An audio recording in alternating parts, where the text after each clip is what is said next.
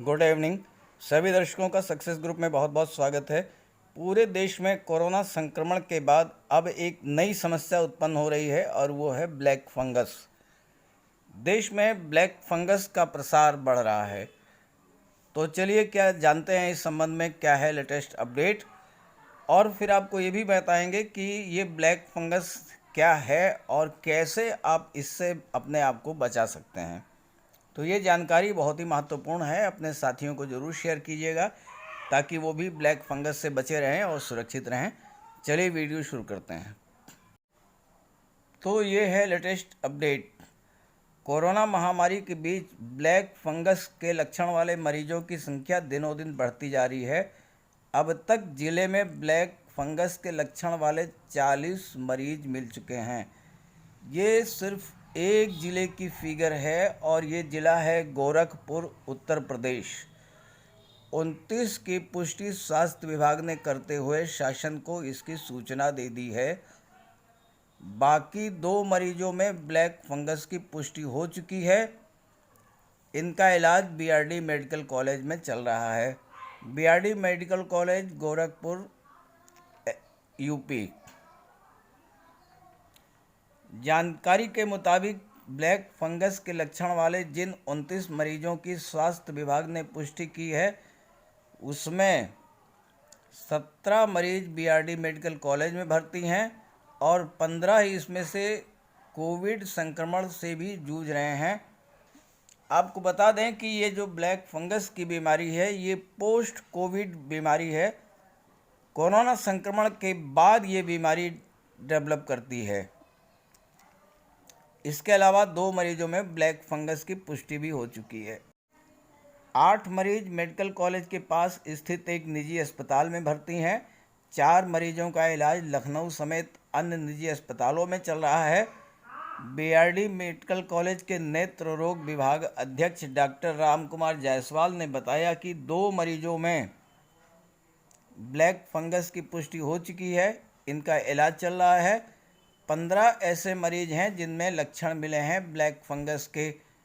इनमें कुछ मरीज ऑक्सीजन पर हैं तो कुछ मरीज बाईपैप और कुछ वेंटिलेटर पर हैं।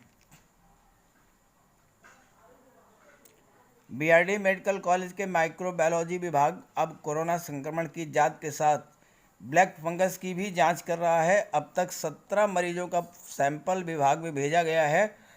पहले चरण की जांच में फंगस की पुष्टि हो चुकी है। अभी दूसरे चरण की जांच होना बाकी है। आइए जानते हैं, समझते हैं कि ये जांच कैसे होती है। इसके लिए कल्चर एंड सेंसिटिविटी टेस्ट किया जाता है और उससे ब्लैक फंगस के लक्षण का पता लगता है।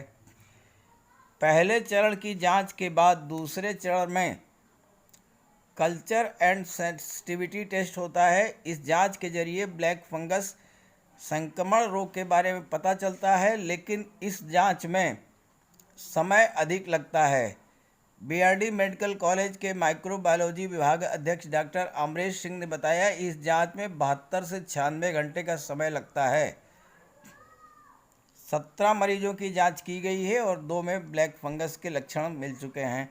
चलिए अब आपको मैं बताता हूं कि ये ब्लैक फंगस है क्या और ये बीमारी कैसे डेवलप करती है। आपको बता दें कि कोरोना महामारी के बीच ब्लैक फंगस की समस्या तेज़ी से बढ़ती जा रही है।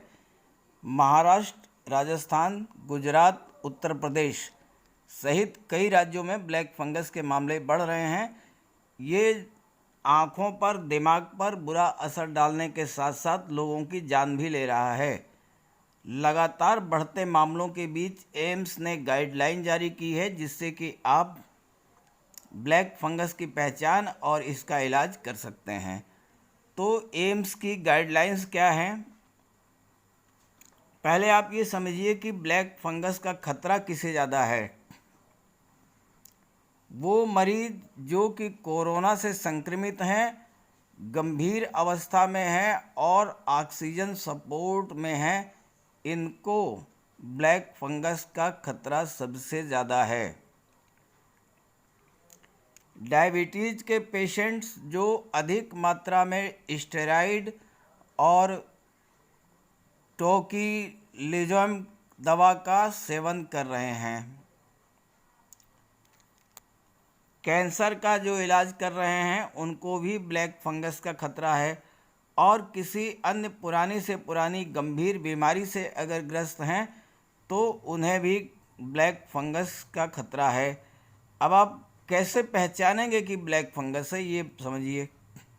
तो ब्लैक फंगस की पहचान है किसी व्यक्ति की नाक से खून का बहना, या कुछ ब्लैकिश टाइप का काला काला निकलना, या पपड़ी जम जाना, चेहरे का सुन्न हो जाना, दांतों का गिरना या मुंह के अंदर सूजन, मुंह खोलने में दिक्कत हो, कुछ भी खाने के बाद चबाने में दिक्कत हो, नाक का बंद होना, सिर दर्द के साथ आँखों में दर्द हो, आँखों का लाल होना, आँखों की रोशनी कम हो जाना, आँखों को खोलने और बंद करने में समस्या।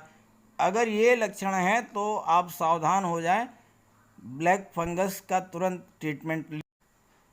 अगर आपको इसके लक्षण दिखते हैं तो बचाव कैसे करेंगे?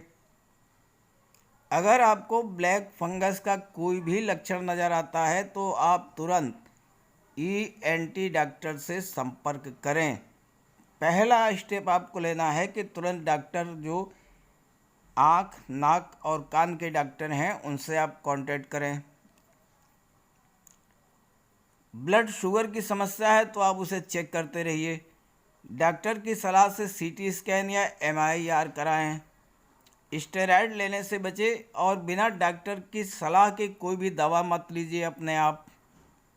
अच्छी तरह से ट्रीटमेंट का ध्यान रखें, दवाओं को लेकर किसी तरह की लापरवाही ना करें। वैसे इसका सबसे महत्वपूर्ण बिंदु यही है कि ये जो प्रॉब्लम हो रही है ये केवल उन्हीं पेशेंट्स को ज़्यादा हो रही है जो कि कोरोना से संक्रमित हो चुके हैं, ऑक्सीजन सपोर्ट पर रहे हैं और संक्रमण के बाद ठीक हो चुके हैं।